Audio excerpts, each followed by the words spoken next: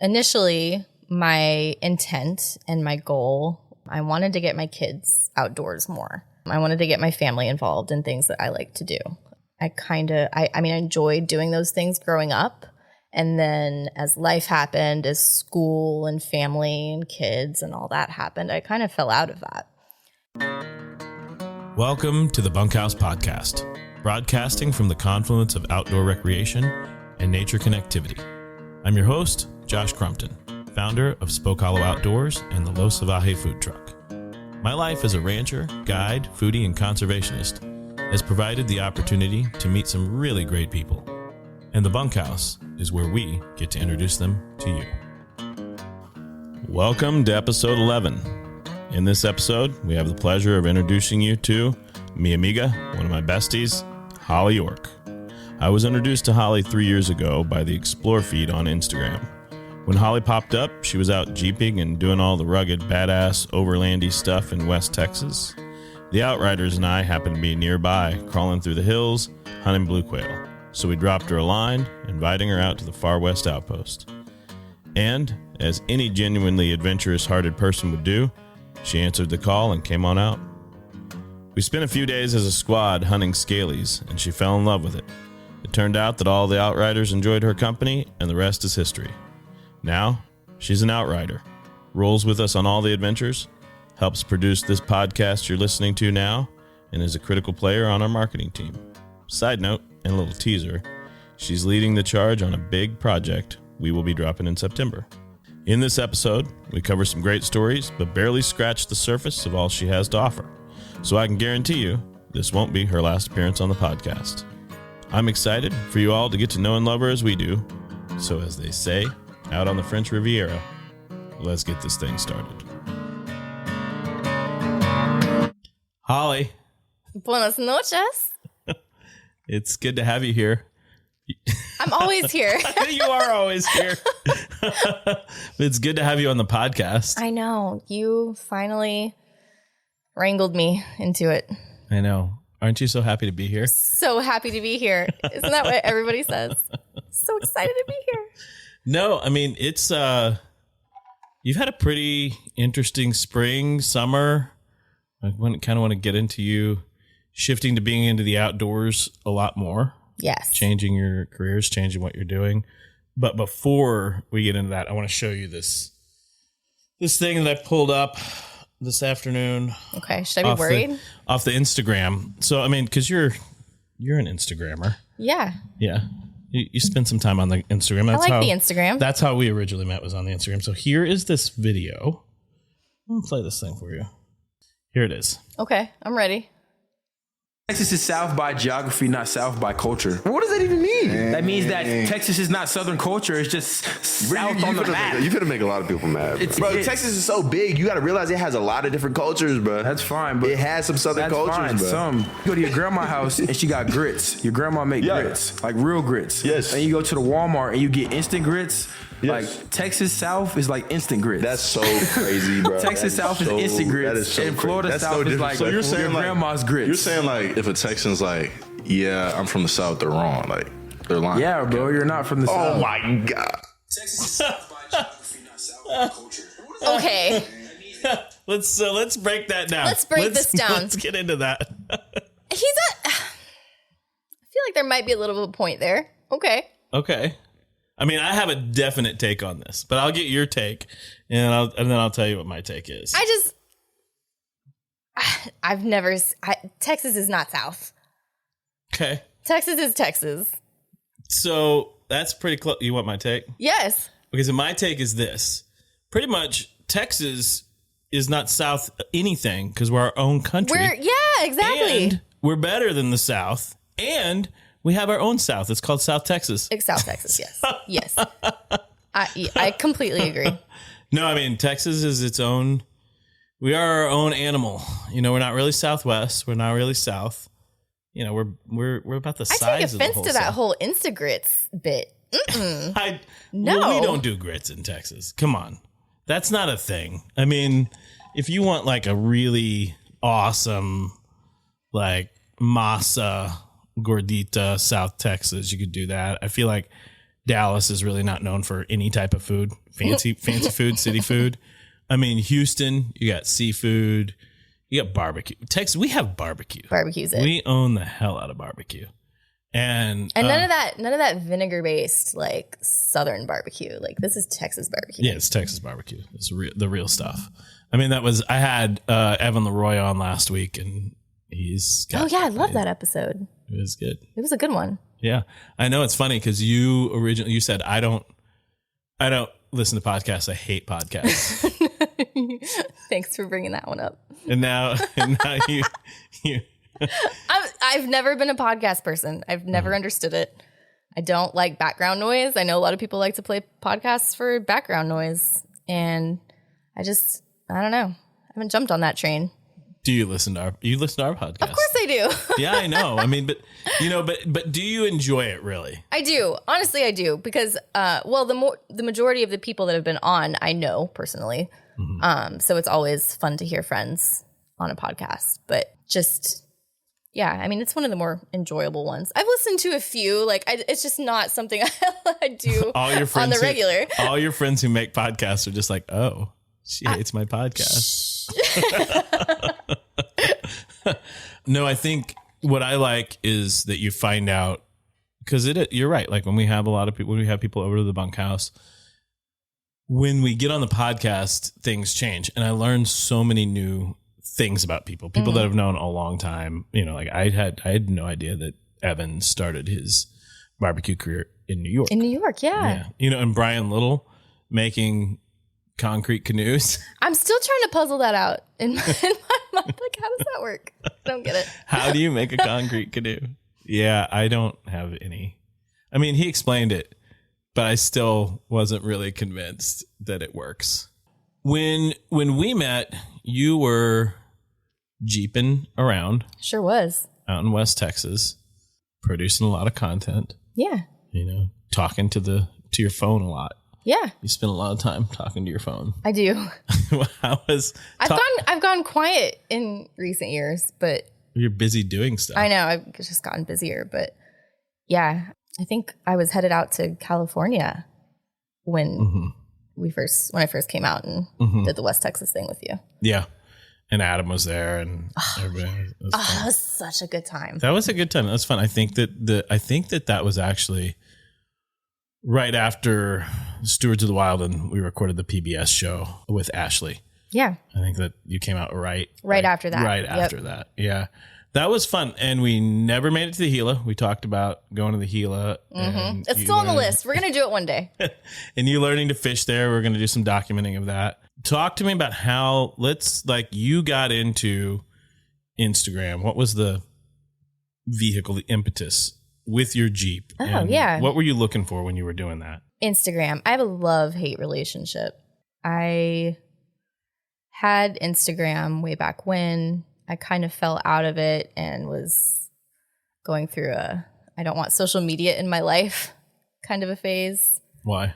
I just got way too, I was paying more attention to social media than I was my kids and figured I need to make some changes. So I got rid of Facebook and Instagram, and that's pretty much really all I was on at the time. But did a cleanse and swore it off and was social media free for about a year. That was around the time when I was living overseas in the Middle East, and decided, well, this stuff is really cool out here that I'm seeing and that I'm doing, and I kind of want to share it.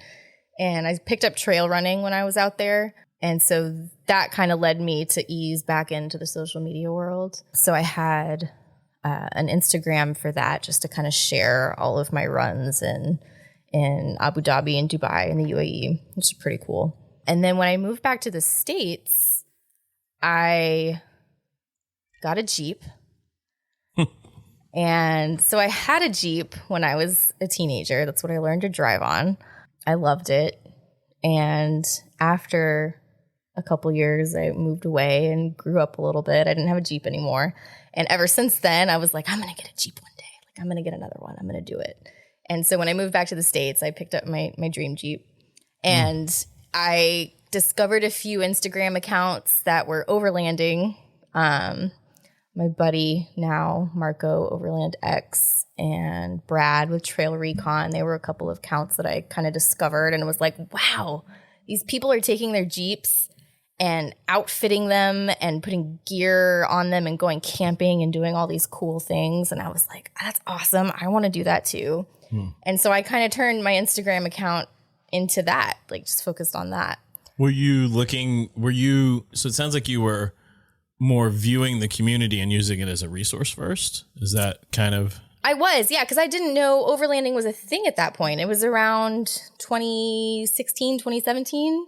And it was just really taking off in the U.S. as a thing. Like nobody really knew what it was at that point. Okay, so I just want to... People weren't camping in their cars before that. So it's just a whole other conversation. So people weren't car camping before that point in time? Absolutely. People have been car camping for decades. And somehow somebody thought, I mean, there are a few hardcore full-time people at that point that were traversing Africa in their vehicle or, going from coast to coast in the U.S., just living out of their Jeep or whatever. But they just called that vehicle. commuting, didn't they?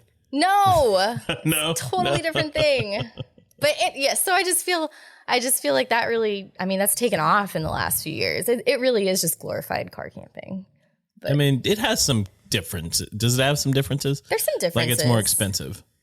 I feel like if you say it's an overlanding product, you can automatically charge like 30% more. Yeah. Coleman and Stanley, they've been like, we've been at this forever. And Rome Adventure Co. and, Yeti came along and they were like... We don't need to call people out here. Come on. This is like, hey.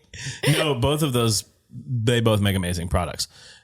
But that is one of the things that's happened with the overlanding and a lot of sports in the outdoors. Well, that's not a sport. A lot of recreational activities. Yeah, hobbies. As the game has upped in the gear. The quality of the gear has gotten better. And I've always been a gear nerd. So like this was just the perfect mix of I love Jeeps, I love gear, like overlanding is it for me. So it was community first. So were you kind of more the voyeur, like just watching, or really did you start making first. content from the beginning?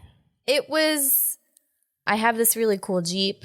I want to make it into what I want to make it. There's some cool people doing cool things with their Jeep out there, and I kind of want it to look the same way. And then from there came the community. Like I started sharing. I just did this modification to my Jeep. I just added this aftermarket product, and people were interested. What really got me, I have a marketing background, and what got me was that these brands of these aftermarket products were willing to play the conversational marketing game where they want to interact with you on social media. Like they'll share whatever you're posting and they'll talk to you. And just marketing brain, that just lit up in me. Now, did you have a marketing background at that point in time, or was it later? Did you study marketing as an undergraduate? No, I studied business. At the time, I was working in financial services, doing a few different things. So I was a teller for a while, and then I worked my way into investments, and then I found myself in marketing, and that's really where I settled into. And because I've always observed and wondered this, like you were in marketing, and I always thought it was cool to watch what you were doing with social media because you were kind of messing with it as someone who had a marketing mind. Mm-hmm. Were you in marketing when you started that, or did the social media come before you got in marketing? No, it came before. It was just something I enjoyed doing. I enjoyed the interaction with the brands and with the community, and just something I was having fun with. So that's kind of a cool story, because as you were in, I just want to make sure I have this straight. You were in UAE, started kind of like documenting and just sort of more journaling with social media. Come back to the US, some time passes, you get this Jeep, and you start doing all the modifications to it, buying all the overlanding gear, preparing to go on all these adventures, and going on all these adventures, and sort of using it as an experimental tool, using social media as an experimental tool to play with different marketing concepts. Yeah. And then you wind up just joining the marketing department of the company that you worked with. Yeah, more or less. Yeah, that's a cool. And now you are full-time marketing in the outdoors. I am. I mean, it was always a natural fit. Like I always kind of had a marketing eye, a creative eye. I liked making PowerPoints in school. It just was a natural fit. Yeah. Well, and you keep the wheels on around this place. I try. Oh man, do I try. So the Jeep and sort of this shift of, because you were running, you were doing things in the outdoors, you were active, you're physically active. Yeah. But sort of this idea of starting with camping essentially with a vehicle to now you upland hunt and you fly fish and you do all these sort of things. And when you first started, I don't really know that you had a very big community. You kind of built your community as you went, is what my observation is. I could be completely wrong. I started from ground zero, friends and family.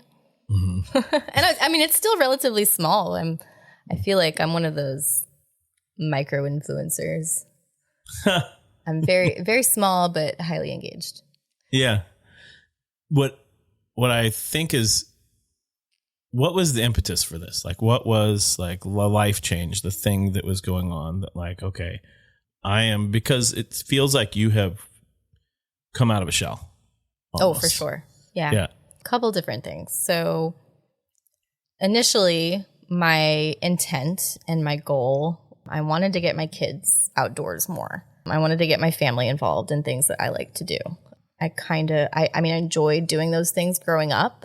And then as life happened, as school and family and kids and all that happened, I kind of fell out of that. And so once my kids got big enough to where I felt like they could handle some camping trips here and there, like let's start out with camping in the backyard and see how that goes. And then let's try an overnight trip somewhere. And so my goal was really to just kind of introduce that world to my kids and get them into it. And I've been sort of successful. Sort of not. They like to go out with me, but it takes some convincing. But then on the other hand, for me, I just wanted to go and do. And I say that because that's one of my dad's favorite sayings. I like to go and do. And when I had this Jeep and I started outfitting it, I was like, well, I have this cool vehicle. Like, I need to go do some stuff with it.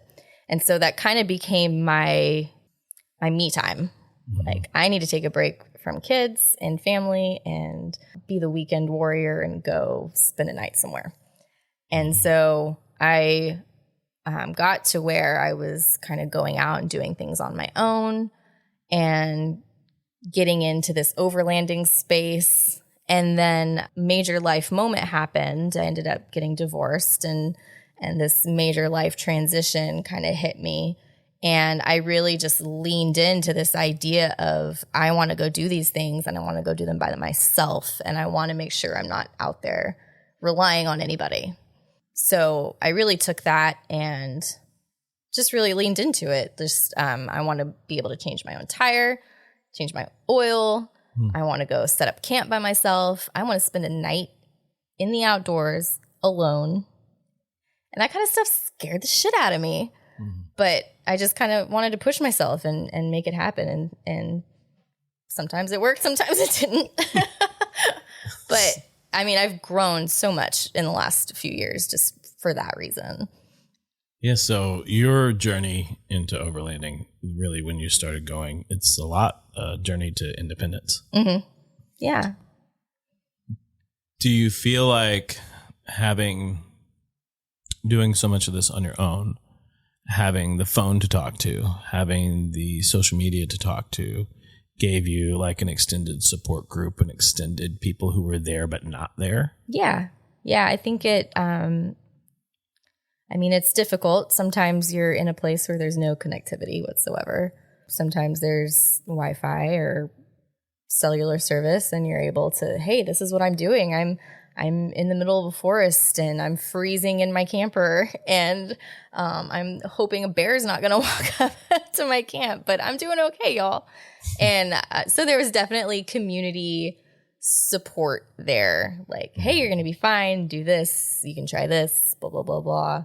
So yeah, the community really stepped up and helped me get comfortable, I think.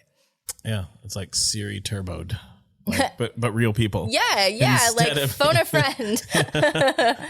Instead of like, I'm sorry, Josh, I don't know how to get to a bear-free zone, or like whatever it might say.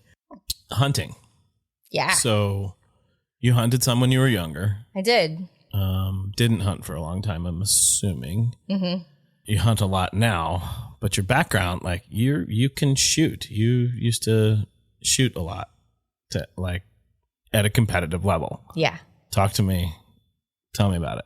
All right. So I was born and raised in Del Rio, Texas. My dad is Where's Del Rio, local- Texas? It's on the border. Which part? Right on the border. It's Yeah. in Southwest Texas.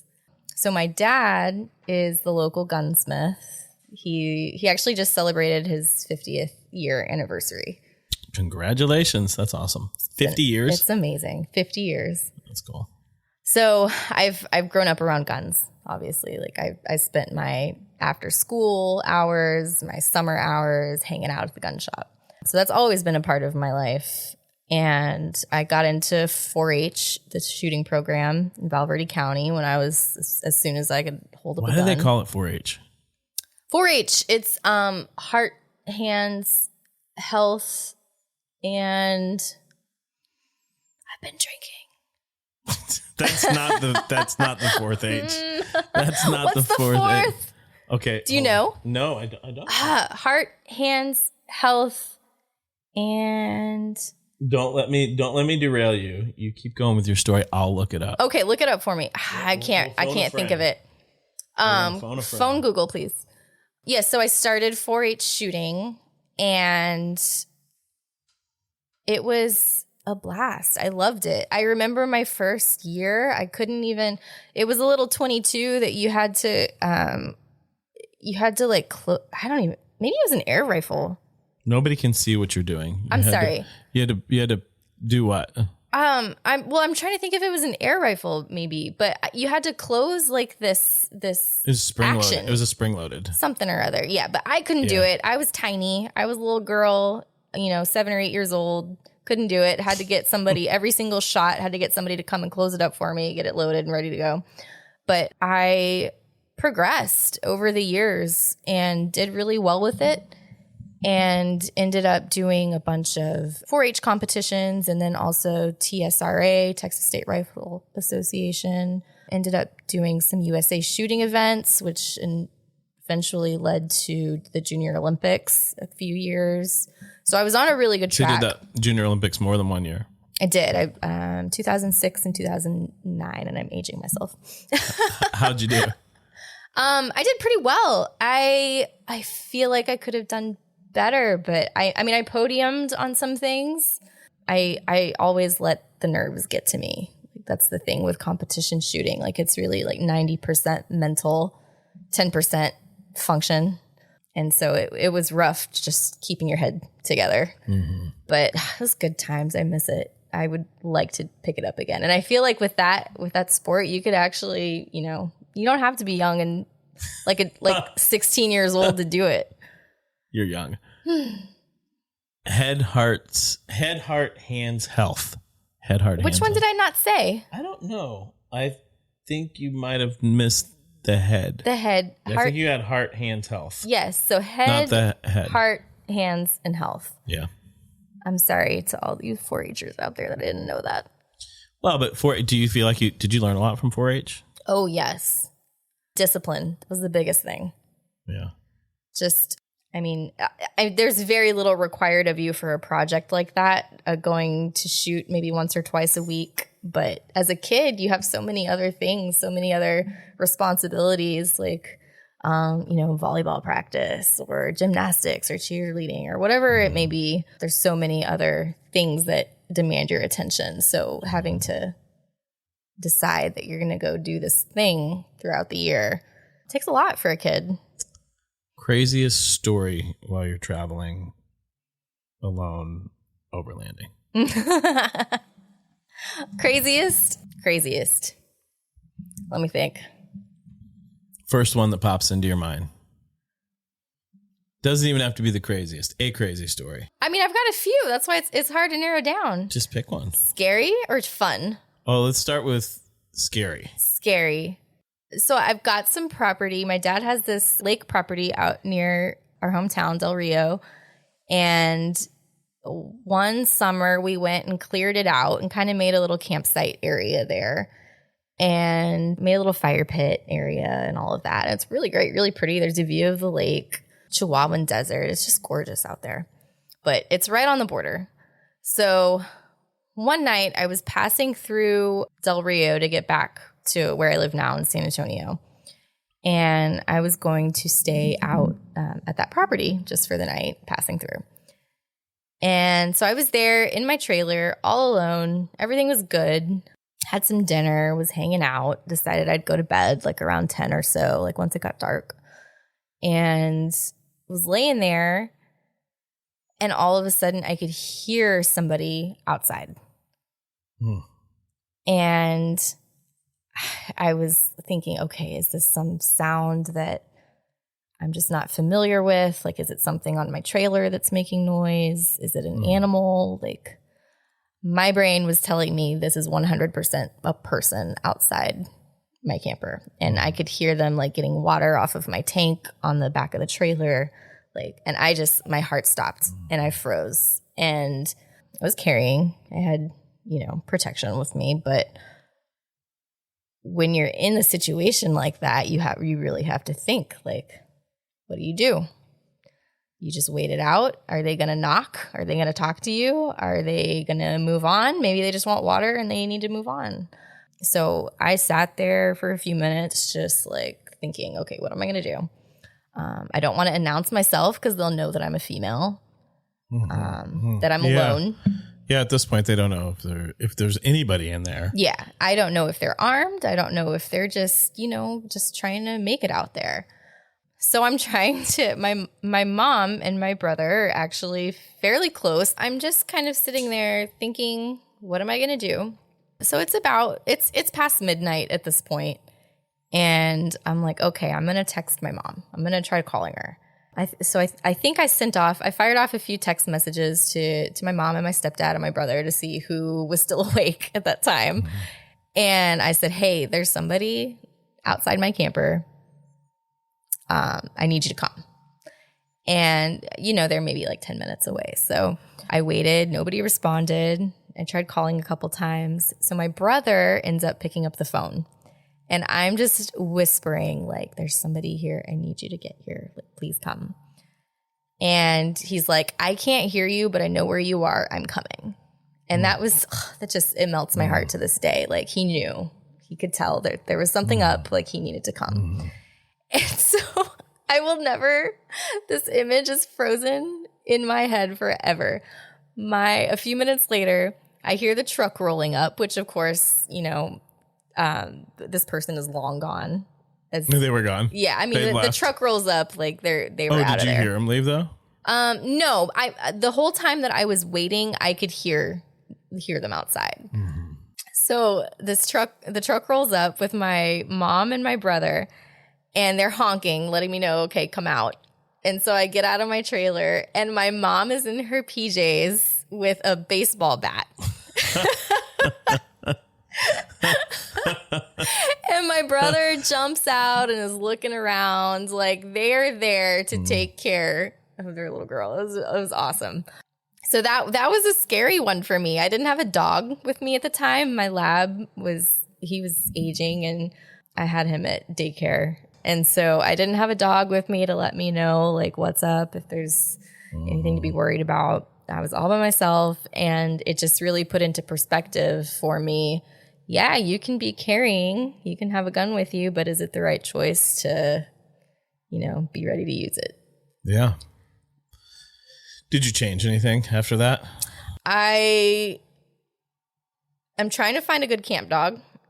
Mm-hmm. Mm-hmm. I may have found one. We'll see. Mm-hmm. So Schultz has been out with me a couple times now, and he's been a good camp dog. I'm not sure he would bark at anything. I don't know. So there was one night where we were camping in, where were we? Colorado? I think Colorado. And I was just kind of paying attention to what he was paying attention to. And I could tell he perked up at a few things. So I don't know. I'd really like to have some sort of a protector breed. But I don't know. Schultz does good. He's certainly fun and he's handsome. He's beautiful. I get so many compliments on that dog. Yeah. I went on a walk in my neighborhood the other night, and this lady out of her yard was like, that sure is a pretty dog. So let's talk about an unexpected event. Go. Let me think. No, what was the fun one you had on your mind before? Okay, so a fun trip. It was kind of the impetus for me wanting to get out there and do these things and show ladies that you can go and do the stuff and you don't need a man to do it with you.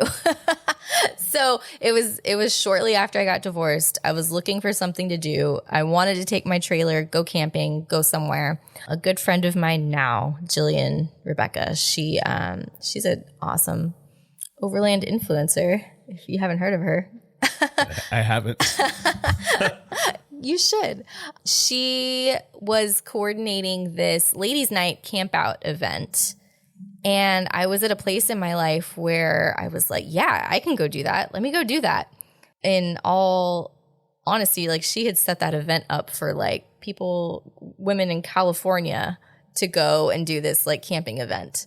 Oh, wow. And it was open, to whoever, but I don't think she expected some girl from Texas to say, hey, I'm going to come. So she was like, yeah, come on out. And so I packed up, headed that way.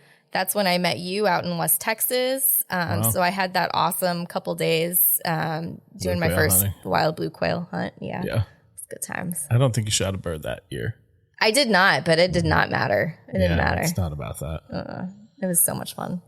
So anyway, after that, I headed out to California. I did a solo night in the Gila and was worried bears were going to come get me. I did a solo night in Arizona in the middle of a cow field. And then I made it to California and met, all of these crazy women, just as crazy as I was, wanting to go out in the middle of nowhere and camp.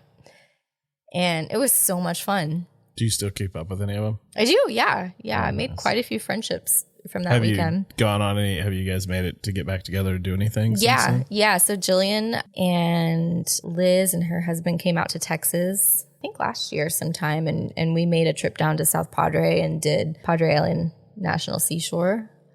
And I kind of showed them around Texas a little bit. Yeah, that was just a really great trip. Just everybody thought I was crazy to go drive, 3,000 miles round trip to meet a bunch of strangers. And it's one of the best times. You've gotten your social media has gotten quiet. You do a lot of things now. I do. But you don't do as much reporting on them. Well, it's funny. So, and I only know that because I'm around, so I know you do these things. I know. So yeah, it got to where it was the norm. It's not that exciting anymore. It's not new, I guess. And then also a lot of my content was Jeep centered, and I got to where, okay, I learned how to do an oil change. Okay, I know how to change a tire. Okay, I've done everything I pretty much want to do to this Jeep. And so the Jeep content for me has gotten a little stale. I got my new old Jeep, the 95, that I did a lot of work on, and that was a good content producing thing for a while. There's still some things I want to do to that Jeep, so you'll see some of that coming up. But for the most part now, it's all upland. Well, maybe we'll see some of that on the social chat book Graham face to maybe so talks something like that, or maybe not. Maybe it'll just be a thing that you live. It's interesting because a lot of if I had to record most of my stuff, if there wasn't a Matthew around, there would be no documentation of anything because it's funny because I find myself doing the thing. Yeah, you're just like, well, going down a dirt road is just another Tuesday. Like for me, at one point in my life, that was the highlight of my day. Yeah. And it's just kind of normal now. now it's just another Tuesday. Mm-hmm. I mean, it's funny. That's like when we first met. Well, not when we first met, but as we got to know each other a little bit better, we definitely got into conversations where I was like, explain this overland thing to me. Mm-hmm. Like, well, it's this and this. And I'm like, well, that just sounds like going upland hunting to me. Or that just sounds like going fishing. And you do all those things on the way to go there. But definitely the thing that I've observed about the overland community that's different than, say, going fishing or going hunting is that it's about a community of people doing it together. Mm-hmm. A lot of it is. Like, you don't really see, I mean, you see solo overlanders doing stuff, but it's really people getting together. Yeah. Is that accurate assessment? Oh, yeah, for sure. I mean, the Overland Expo, all of these expo campouts, I mean, it's just such a huge part of it. Everybody getting together and meeting each other and seeing each other again. Like, that's a huge component of it. I want to go. I'm going to go to an Overland Let's Expo. go. Okay, let's do it. Texas Avid Outdoors is having their Overland Expo here in Texas in Llano coming up in October, I think. Mm-hmm. Cool. Let's do it. Okay. Well, this was fun. And thanks for sitting in on the podcast. You finally convinced me. Stories. But you know what? Before we wrap it up, I think it's probably important to acknowledge, and I don't like to hyper focus on these type of things, but I do think that for some people it's important to do it.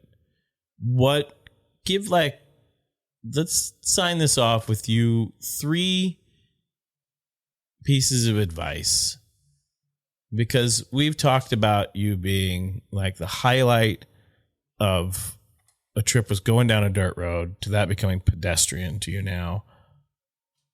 What are the 3 things that, because I feel like you probably I feel like you might have thought a lot before you started doing all this stuff, mm-hmm. and maybe have had barriers that you had to remove before you went to do all of the things, mm-hmm. and before you went to do them on your own. So what are the 3 barriers or 3 pieces of advice you would give to someone?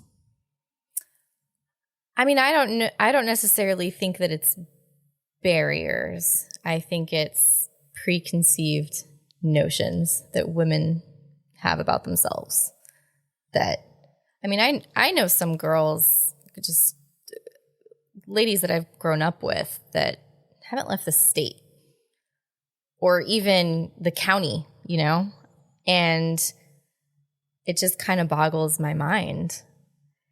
And so I think advice to them or to whoever would be just go somewhere outside your comfort zone that you're not used to being at and see what happens. I mean, you want to make a plan for it.